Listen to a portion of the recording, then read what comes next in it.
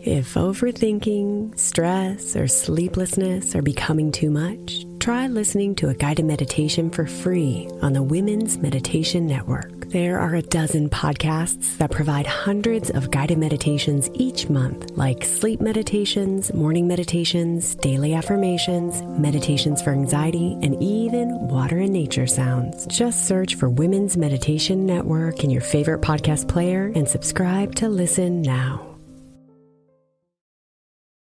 This is Optimal Living Daily, episode 2687, How to Find Peace Living with a Packrat, by Babauta of Zen Habits.net. And I'm Justin Malik. I'm going to jump right into today's post, a frequently asked question, as we optimize your life. How to Find Peace Living with a Packrat, by Babauta of Zen Habits.net. Many people who try to simplify their lives and declutter their living spaces find that the most difficult obstacle in their quest for simplicity isn't the clutter itself, but a significant other or roommate who isn't on board the simplicity train. Living with a packrat can be downright frustrating for many simplifiers. Recently, a reader asked, quote, "I live in a big house with tons of things, mostly my husband's.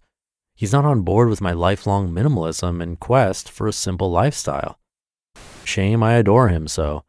Any suggestions for finding peace with a packrat?" End quote. This is actually an issue that many people making positive life changes will face. They want to make changes, but others in their life don't want to make the changes. If you have a spouse who likes to spend a lot, but you're trying to be frugal, or a spouse who eats fatty, sugary foods when you're trying to eat healthy, it can be very difficult. But there are ways to live in peace instead of constant war with a packrat. Let's look at several strategies, and you should find the strategy that applies best to you. Strategy number 1, win them over. This is the strategy I've used with success with my wife Eva, and it's the ideal strategy, of course. I didn't force Eva to join me in any of my changes, but partly because of inspiration from me and partly because she's a strong-willed person herself. In the past year or so, she has joined me or worked on her own to eat healthier, exercise for the first time in her life, reduce clutter, it's a blast, become organized, and achieve her goals. I'm extremely proud of her. The strategy is to inspire your significant other to join you in your positive life change. You cannot change someone or force them to change. You can't nag or bully. However, here's what you can do. Number 1, inspire. Show them what a great thing this change is for you, how it has helped you and made you happier. Show them how much of a burden is lifted when you get rid of clutter, how simplicity is so much more calming and pleasing. Show them how excited you are about this. Number 2, inform. Talk to them about what you're going through, why you're doing it, what it requires, how it makes you feel. Offer to give them some reading material. Ask if they're interested. If not, don't force it on them. Just encourage. I've sent Eva links from time to time that she might be interested in, and she actually reads some of them. Number 3, ask for help. Making a positive life change is always easier and more likely to be successful if you have support from a loved one. Be direct and ask your significant other or roommate, if that's the case, for their help. Many times people will give you help if you ask for it. Don't make it seem like you're trying to change them, but that you just want their help in making your change. Number 4, make it a team effort. If they're open to the change and want to read more about it, ask them if they'd like to join you. Sometimes they will. Suggest that instead of you making this change alone, the two of you do it together as a team. It can be great fun. Eva and I love decluttering together. And number 5, be patient. Just because you're excited about making a change doesn't mean your partner will be. You have to expect that people move at their own pace. Just be encouraging, and months down the road, you never know, your partner might start to come around. Until then, don't be negative at all if you can help it. Negativity works against you. Strategy number 2, zone defense. If the first and ideal strategy doesn't work, or at least hasn't worked yet, and your partner or roommate refuses to join you in decluttering, work out a compromise.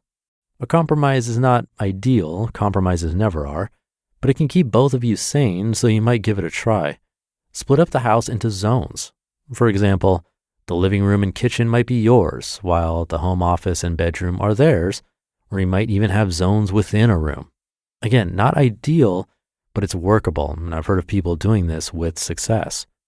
Within your zone, you're free to do with it what you want. Declutter or hoard, it's up to you. Decorate it how you want. Keep it as clean or as dirty as you want. But no one is allowed to violate the other's zone, and if you make a mess in the other person's zone, you must agree to clean it up right away. This can be a permanent or a temporary solution. Strategy number 3, find Zen in the center of chaos. This is much more difficult than the first 2 strategies, but I've also known people who have learned to use it. Just learn to live with their Packrat ways. Accept that you cannot change them, but that you love them, and just accept their clutter and mess. It's difficult, I know. It takes a lot of meditation, a lot of soul searching, a lot of deep breathing. It may take months or years to learn this, but consider that if you don't, you may lose your sanity. Accept what you cannot change and change that which you can. One way to live with this strategy is to ask your Packrat loved one if you can declutter certain things and keep their clutter hidden in cabinets. Then you just need to worry about them leaving things around the house. If you don't like it, you'll need to clean up after them. If you can live with it, then don't clean it up. If you choose this strategy, I suggest, number 1, doing some daily meditation or exercise to find your center of peace, and number 2, having at least one corner of the house that is your own, that you can spend time in reading or meditating or working without clutter, your little zone of peace. And strategy number 4, ditch them. This, of course, is the most drastic of the strategies and is strictly a course of last resort. There are times when 2 people grow apart and their lifestyles and views on life and hopes and dreams are no longer compatible. In these cases, it could be beneficial to both parties if they go separate ways, especially if staying together causes more harm than it does good. And I'm not recommending that you get a divorce. I never recommend that, although I have heard of people who have done this because they can no longer live together due to clutter and other issues. I think this strategy is usually more appropriate for roommates, as they don't have the issues of a relationship and legal and financial ties to separate. But if things have gotten so bad that you're no longer happy in your relationship, well, you should consider all options. You just listened to the post titled, How to Find Peace Living with a Packrat by Babauta of Zen Habits.net. Thank you to Leo for the post. I'm in some minimalism Facebook groups, and this has to be one of the most frequently asked questions that I see. What do you do when you want to move towards living a certain way, but your family isn't on board? Or not yet, at least. It's a tough one and probably one of the biggest reasons why people give up early. When you have support, it completely changes the game. It makes it so much easier when others want to go along for the ride with you. But when you have the opposite issue of everyone else not wanting to make a change and being comfortable with how things are, it can be super defeating. And ditching the person should really be the very, very last resort, I think, like he said. Obviously, winning them over is probably the best case scenario.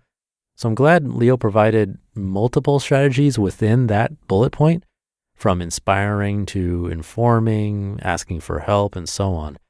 Even just listening to an article like this in your car along with a loved one or roommate could spark something in them. Or maybe a documentary on Netflix, watching that together. There are a bunch now. It's not forcing, but just simple suggestion. And who knows, maybe they'll come to the same conclusion as you with just a little bit of time. But if you have a specific strategy that works, do let me know. Thank you for listening and being here and optimizing your life along with me. Have a great rest of your day, and I'll see you tomorrow where your optimal life awaits.